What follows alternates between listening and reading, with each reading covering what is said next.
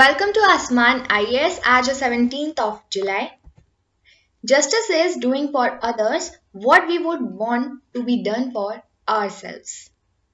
Men's capacity for justice makes democracy possible, but men's inclination to injustice makes democracy necessary. यानी कि न्याय के लिए मनुष्य की क्षमता लोकतंत्र को संभव बनाती है, लेकिन अन्याय के लिए मनुष्य का झुकाव लोकतंत्र को आवश्यक बना देता है। आई होप आप लोग समझ गए होंगे क्यों हम आज इस बारे में बात कर रहे हैं, क्योंकि आज है world day for international justice.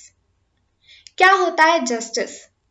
Social justice एक ऐसा सिद्धांत है जो कि किसी भी राष्ट्र के अंदर या कई राष्ट्रों के बीच शांतिपूर्वक और परस्पर रहने के लिए संबंध बनाए रखने के लिए काफी जरूरी होता है।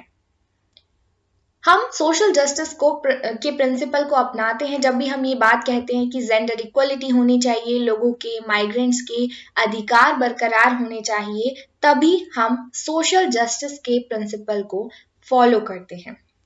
Recently, Declaration on Social Justice for a Fair Globalization by International Labour Organization is the recent example of UN system's commitment to social justice. इस साल जो थीम है 2020 में वो है Closing the Inequalities Gap to Achieve Social Justice. अब क्यों मनाया जाता है ये? आज 17 जुलाई world day for international justice पूरे देश में, पूरे विश्व में ये मनाया जाता है। The day also supports and recognize the work of International Criminal Court, इसे कमेमोरेट करने के लिए। अब इंटरनेशनल क्रिमिनल कोर्ट क्या है ये आगे हम डिटेल में बात करेंगे। ये उन लोगों के लिए एक प्लेटफॉर्म है, उन लोगों को यूनाइट करता है पूरे दुनिया भर में जो लोग जस्टिस को सपोर्ट करना चाहते हैं, विक्टिम्स की राइट को प्रमोट करना चाहते हैं, दुनिया भर में हो रहे सीरियस क्राइम्स को, इन सभी चीजों को जो कि अनैतिक हैं, उन्हें बंद करके शांति, सुरक्षा और वेल बीइंग पर फोकस करते हैं, जो कि किसी भी देश की पीस को रिस्क पे लाकर रख देता है। क्या है इसके पीछे की history? World day for international justice 17 जुलाई को क्यों मनाया जाता है? यही दिन क्यों चूज किया गया?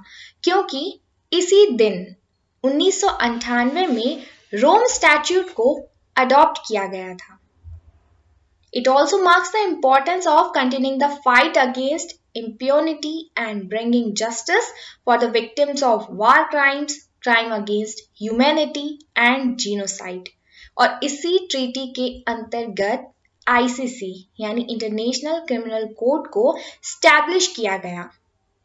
उसके बाद 2010 1 जून को युगांडा में रोम स्टैट्यूट की रिव्यू कॉन्फ्रेंस भी हुई, जिसमें कुछ अमेंडमेंट्स किए गए। वो क्या अमेंडमेंट्स थे? It sets new standards for victims representation in the court room and insures fair trials and the rights of the defence. इस कॉन्फ्रेंस में कहा गया कि Assembly of State Parties decided to celebrate the International Criminal Justice Day on 17 July. जब ये conference हुई रोम statute, उसमें कहा गया था कि आज ही के दिन हम इंटरनेशनल क्रिमिनल जस्टिस डे को सेलिब्रेट करेंगे हर साल, ताकि लोग इस बात को भूले ना। आईसीसी के एस्टैब्लिशमेंट को एक तरह से रेवोल्यूशनरी एडवांसमेंट की तरह देखा गया, जो कि शांति बनाए रखने में काफी जरूरी है। The day also appreciate the 150 countries that have signed the court treaty, जिनमें से 123 states ऐसे हैं जिन्होंने इसे रेटिफाई भी किया है। अब साइन और रेटिफाई में क्या अंतर है? देखिए, साइन करने का मतलब होता है कि that we are willing to sign this, to adopt this, हम चाहते हैं कि हाँ ऐसा हो, इसीलिए हमने साइन कर दिया। लेकिन रेटिफाई का मतलब होता है कि अब हम इससे बाउंडेड हैं, हमने जो कंसेंट अपनी दी है, अब हम उसके अंतर्गत एकदम बाउंडेड रहेंगे, ऑब्लिगेशंस होंगे उसमें। ओके, अब डिटेल में हम बात करेंगे इंटरनेशनल क्रिमिनल कोर्ट के बारे में, जो कि आज का हमारा की टॉपिक है। इंटरनेशनल क्रिमिनल कोर्ट जो है वो गवर्न किया जाता है रोम स्टैट्यूट ट्रीटी के अंतर्गत, और ये दुनिया का पहला परमानेंट इंटरनेशनल क्रिमिनल कोर्ट है। जो कि इन्वेस्टिगेशन करता है, वारंट जारी करता है उन लोगों के खिलाफ जो कि बुरे से बुरे ऐसे कामों में संलग्न थे जैसे कि नरसंहार, वॉर क्राइम्स, मानवता के खिलाफ कोई अपराध या बड़ा से बड़ा एग्रेशन जो कि नेशनल या इंटरनेशनल लेवल पे एक लार्ज ब्रॉड लेवल पे किया गया हो। Through international criminal justice, ICC aims to hold those responsible for crimes and to help prevent these crimes from happening again. कोई भी ऐसा कृत्य दोबारा ना किया जाए और जिन्होंने किया है उन्हें कड़ी से कड़ी सजा दिलाने के लिए ये काम करता है। अब यहाँ पे आपको एक बात याद रखनी कि इंडिया जो है वो रोम स्टैट्यूट का सिग्नेटरी नहीं है, along with US and China, ये दोनों भी नहीं है, ठीक है। लेकिन रिसेंटली मलेशिया एक ऐसी कंट्री है जिसने रोम स्टैट्यूट को रेटिफाई किया है और 124th स्टेट पार्टी बन गई है आईसीसी की। ओके, तो टोटल अब 124 पार्टीज हो गई हैं। बेसिक इसमें जो फैक्ट्स है वो हम देखेंगे कि आईसीसी की 6 ऑफिशियल लैंग्वेजेस है, English, French, Arabic, Chinese, Russian and Spanish, और 6 फील्ड ऑफिस हैं इसके। किंशासा इन बुनिया में जो कि डेमोक्रेटिक रिपब्लिक ऑफ कॉन्गो में है, कंपाला युगांडा में, बांगुई सेंट्रल अफ्रीकन रिपब्लिक में, नैरोबी केन्या में और अबिजान कोट डिवोर में। फिर इसकी 2 वर्किंग लैंग्वेजेस हैं, इंग्लिश और फ्रेंच। आईसीसी का जो हेडक्वार्टर्स है वो है द हेग, नीदरलैंड्स में। ये सबसे इंपॉर्टेंट चीज है, एग्जाम में मोस्टली यही चीजें पूछी जाती है कि हेडक्वार्टर्स कहाँ पे है, तो द हेग नीदरलैंड्स में है। 4 मेन ऑर्गन्स होते हैं आईसीसी के। पहला ऑर्गन है प्रेसिडेंसी जो कि स्टेट्स के साथ एक्सटर्नल रिलेशंस को कंडक्ट करता है, जुडिशियल मैटर्स को कोऑर्डिनेट करता है और कौन सा मैटर किस जज को देना है, क्या सिचुएशन है, किस डिवीजन को देना है रिस्पॉन्सिबिलिटी, ये सारी चीजें प्रेसिडेंसी के हाथ होती है। फिर है जुडिशियल डिवीजन। जुडिशियल डिवीजन 3 है जिनमें 18 जजेस हैं जो कि प्री ट्रायल, ट्रायल और अपील इन तीनों स्टेजेस को कंडक्ट कराती है। 3 स्टेजेस में प्रोसीडिंग्स को कंडक्ट कराती है। तीसरा है ऑफिस ऑफ प्रोसिक्यूटर, ये प्री एग्जामिनेशंस कंडक्ट कराता है जैसे कि इन्वेस्टिगेशंस, प्रोसिक्यूशंस, ये सारी चीजें, मतलब शुरुआती दौर का शुरुआती चरण की जो भी फॉर्मेलिटीज होती हैं वो देखता है। और चौथा है registry. Registry non judicial activities को कंडक्ट कराती है जैसे कि security, interpretation, outreach, support to defence and victims, lawyers etcetera, ये सारी चीजें देखता है, यानी out of court. Okay, trust funds for victims provides assistance, support and reparations to victims. अब वर्किंग ऑफ कोर्ट क्या है, क्या क्या इसके जुरिस्डिक्शन के अंतर्गत आएगा। रोम स्टैट्यूट ने 4 मेन क्राइम्स के जुरिस्डिक्शन जो है वो आईसीसी को हैंड ओवर किए हैं। पहला है कि अगर नरसंहार होता है कहीं पे, दूसरा मानवता के खिलाफ कोई क्राइम होता है, तीसरा वॉर क्राइम्स यानी कि अगर कोई कंट्री या कोई स्टेट किसी जगह पे वॉर क्राइम करा दे यानी जबरदस्ती कहीं पे युद्ध करा दे तो, या फिर crime of aggression. In 4 basic चीजों में, मेन चीजों में आईसीसी की जुरिस्डिक्शन आएगी। लेकिन यहाँ पे एक बात है कि 1 जुलाई 2002 के बाद या 2002 के दिन से ही जो भी ऐसे काम हुए होंगे, जो भी सिचुएशंस आई होंगी, क्राइम्स हुए होंगे, वो ही इसके अंतर्गत आएंगे। इससे पहले अगर कोई काम हुआ है और आज अगर कोई नेशन कहता है नहीं हम कंप्लेन कर रहे हैं फलाने नेशन के खिलाफ, इसने हमारे साथ ऐसा ऐसा किया था, तो वो सारी चीजें इसके अंतर्गत नहीं आएंगी। टाइम लिमिट है, 1 जुलाई 2002 के बाद के केसेस ही ये अपने अंडर में लेगा।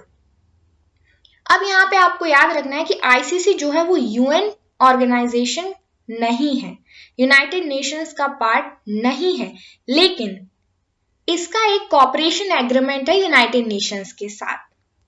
जब भी कोई ऐसी सिचुएशन आती है जो कि कोर्ट के जुरिस्डिक्शन में नहीं आती, यूएनएससी के यानी यूनाइटेड नेशन सिक्योरिटी काउंसिल के अंदर काम नहीं हो पाता, तो वो उस केस को आईसीसी को रेफर कर देती है।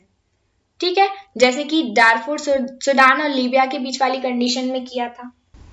यहाँ पे आपको एक बात देखनी है कि आईसीसी जो है वो 18 साल से कम उम्र वाले जो भी लोग होंगे जिन्होंने क्राइम किया है, क्रिमिनल्स होंगे, उन लोगों को प्रोसिक्यूट नहीं करता है। यानी इसके अंतर्गत इसके प्रोसिक्यूशन में वही लोग आएंगे जो कि 18 साल से बड़े हैं। फिर इसकी लिमिटेशंस यानी कमियों की बात करते हैं। ये एक जुडिशियल इंस्टीट्यूशन तो है, लेकिन इसके पास अपनी खुद की कोई पुलिस फोर्स नहीं है, कोई एनफोर्समेंट बॉडी नहीं है, तो ये वर्ल्ड वाइड दूसरे कंट्रीज के ऊपर रिलाय करता है, डिपेंड करता है। जब भी इसे किसी को अरेस्ट करवाना हो या कहीं पे कोई क्रिमिनल की प्रॉपर्टी सीज करना हो या किसी को सजा देनी हो, तो ये दूसरे कंट्रीज के पुलिस फोर्स के ऊपर डिपेंड करता है, रिलाय करता है। तो इतना ज्यादा ट्रस्टेबल हमें फिर कोई कंट्री होना चाहिए, किसी की पुलिस फोर्स होना चाहिए। कहीं बीच में कोई बदल जाए तो ये इसकी लिमिटेशन है। ठीक है, कोई भी चेक्स एंड बैलेंसेस यहाँ पे सफिशिएंट नहीं है प्रोसिक्यूटर और जजेस के बीच में। तीसरी चीज ये कि ये डेथ सेंटेंस नहीं देता है, ज्यादा से ज्यादा 30 साल तक की सजा दे देगा, लेकिन डेथ सेंटेंस ये नहीं देता। अब आप देखिए कि जो केसेस जा रहे हैं आईसीसी के पास वो कितने खतरनाक हैं। यानी कि ग्लोबल लेवल पे अगर कहीं नरसंहार होता है, ह्यूमैनिटी के खिलाफ कोई क्राइम होता है, तो ये क्राइम अपने आप में बहुत सीवियर होंगे। और अगर डेथ सेंटेंस नहीं दे सकता तो फिर कोई मतलब नहीं इंटरनेशनल लेवल पे जाने का। ओके, नेक्स्ट हम देखते हैं ICC court has no retrospective jurisdiction, it can deal only with crimes committed after 1 July 2002। इसके बाद के ही क्राइम्स को ये देखेगा। फिर लास्ट सबसे इंपॉर्टेंट चीज कि it has scarcity of human resources end funds, दोनों की ही कमी है इसके पास। ना ही इसके पास खुद की पुलिस फोर्स है, ना ही खुद के फंड्स है, दोनों के लिए दूसरे देशों पर डिपेंड है, जो कि बिल्कुल भी सही बात नहीं है। इंडिया और आईसीसी की हम बात करें तो इंडिया ने रोम स्टैट्यूट को साइन नहीं किया है और ये आईसीसी का मेंबर भी नहीं है। क्यों नहीं है? इसके कुछ अपने रीजंस हैं, जैसे कि स्टेट की सोवरेंटी, हमारी संप्रभुता है, हम अपने किसी भी मैटर को ग्लोबल लेवल पे लेके जाना चाहते हैं या नहीं। ठीक है, फिर दूसरा नेशनल इंटरेस्ट, तीसरा है difficulty in collection of evidences, ये भी बहुत इंपॉर्टेंट बात है। नेक्स्ट है problem to find impartial prosecutors, और लास्ट है क्राइम डेफिनेशन, जो कि हर एक देश के लिए अलग अलग होती है। तो ये हमने बात की थी आईसीसी की, क्योंकि आज world day for international justice है। एग्जाम ओरिएंटेड काफी इंपॉर्टेंट है, इंटरनेशनल ऑर्गेनाइजेशंस टॉपिक के अंदर कवर होगा ये। अब हम लास्ट में आज की कुछ इंपॉर्टेंट न्यूज पे नजर डाल लेते हैं, कुछ हेडलाइंस देख लेते हैं। पहली हमारी न्यूज है according to a recent analysis by Lancet. Lancet के रीसेंट एनालिसिस के अकॉर्डिंग इंडिया की जो पॉपुलेशन है, पॉपुलेशन फोरकास्ट है, वो 2048 में 1.6 बिलियन हो जाएगी, जो कि 2017 में 1.38 बिलियन थी। Okay, it will be followed by 32% decline to around 1.09 billion in 2100। Next headline है पाकिस्तान और चाइना ने 700 मेगावाट का एक एग्रीमेंट साइन किया है आजाद पट्टन हाइडल पावर प्रोजेक्ट का, जो कि झेलम रिवर पर होगा, सुंदोती डिस्ट्रिक्ट ऑफ पीओके। अब क्योंकि ये पाकिस्तान ऑक्यूपाइड कश्मीर में आएगा, इसीलिए इंडिया के साथ भी इसके कई सारे कंसर्न्स होंगे, क्योंकि हमारे लिए तो पीओके हमारी ही टेरिटरी का पार्ट है। तो अगर ये काम पीओके में हो रहा है तो कभी इंडिया के लिए सेफ्टी थ्रेट्स काफी ज्यादा दाव पे लगे होंगे। The 1.5 billion US dollar project is under the China Pakistan economic corridor. CPEC के बारे में आगे हम डिटेल में बात करेंगे। नेक्स्ट हमारी न्यूज है serum institute of India private limited Pune ने अभी पहला indigenously developed pneumonia conjugate vaccine को मैन्युफैक्चर कर लिया है, जिसका नाम है न्यूमोकोकल पॉलीसैकेराइड। अभी तक हमारे यहाँ निमोनिया का वैक्सीन तो था, लेकिन वह हमारे देश का बना हुआ नहीं था। अब ये इंडिजीनियसली डेवलप है, आत्मनिर्भर भारत में काफी बूस्ट मिलेगा। अब हमें दूसरे देश के ऊपर डिपेंड नहीं रहना पड़ेगा निमोनिया की वैक्सीन के लिए। हाल ही में drug controller general of India ने परमिशन भी दे दी है इसके लिए। और India is planning for the nation wide roll out of PCV under universal immunisation programme.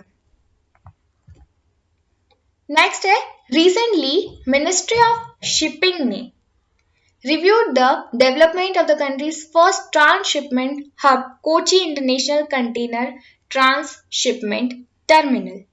ये पहला ट्रांसशिपमेंट हब होगा इंडिया के लिए, जो कि कोची में है। नेक्स्ट है ICTT is locally known as Vallarpadam terminal. ये इसी का पॉइंट है, ICTT जो है वो लोकली वल्लारपडम टर्मिनल कहलाता है। तो क्वेश्चन अगर आता है वल्लारपडम टर्मिनल कहाँ है, तो ये कोची में है। अगला है Recently, Brett Lee has been appointed as the brand ambassador of Sports Adda. Sports Adda के brand ambassador चुने गए हैं ब्रेट ली। अगला है अशोक लवासा जी को ADB यानी एशियन डेवलपमेंट बैंक का न्यू वाइस चेयरमैन उपाध्यक्ष चुना गया है। और लास्ट है कॉन्टेक्टलेस कार पार्किंग सिस्टम पहली बार हैदराबाद एयरपोर्ट पर बनाया गया है, जो कि टोटली कॉन्टेक्टलेस होगा। अब हम डिटेल में बात कर लेते हैं सीपेक के बारे में। सीपेक क्या है? One Belt One Road initiative का पार्ट है, जो कि चाइना ने बनाया है।